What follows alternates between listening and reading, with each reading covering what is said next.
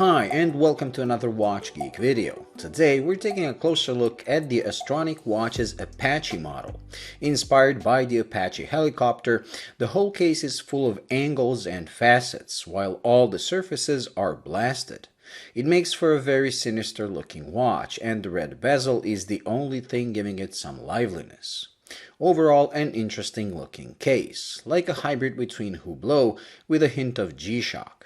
The bracelet is H-link type and features solid links and a machined butterfly clasp. It also comes with quick-release spring bars, making it easy to remove and put back on. Although the bracelet does follow the design of the watch well, it is completely brushed, which kinda clashes with the all blasted finish of the case.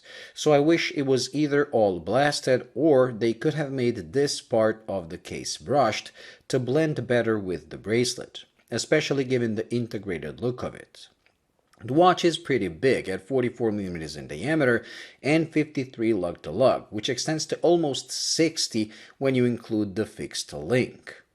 But due to the shape, it doesn't really overhang my 6.7-inch wrist, but it is too big for my taste because of the way the bracelet breaks downwards at the second link.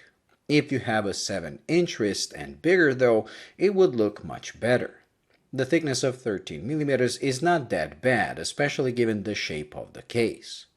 The crystal is a flat sapphire and it gives a clear view of the skeletonized dial. As with Bauderie I reviewed, the blacked out bridges make it less flashy than regular skeletonized watches, which I like. But the polished hands, despite having facets, appear black most of the time, making reading the time at a glance almost impossible. That is one of the main reasons I dislike skeletonized watches in general, although I think they have their place in the watch world, especially when you want to have a better understanding of how mechanical watches work.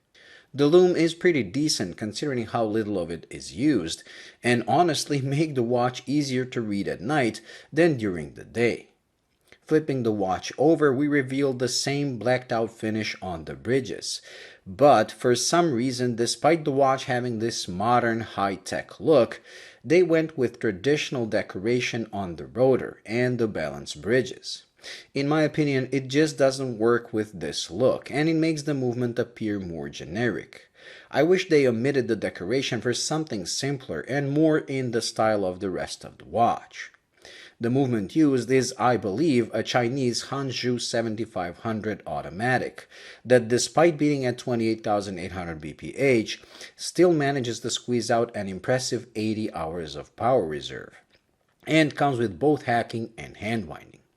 In my opinion, it is the same movement used on the Bauderie I reviewed, and that makes me a bit wary because on that watch, the movement died within 2 days of wear.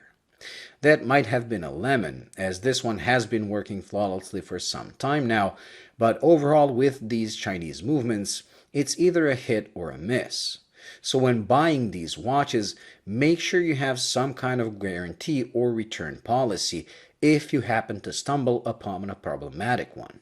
These are available on Indiegogo as their Kickstarter has been sold out at about $455 or $389 if you go for the leather strap one.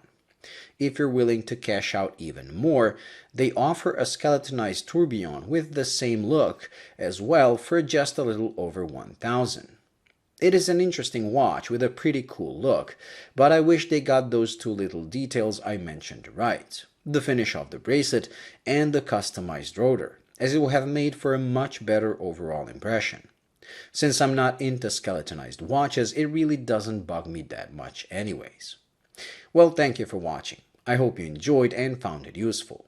If you did, please like and subscribe, and until the next video, bye.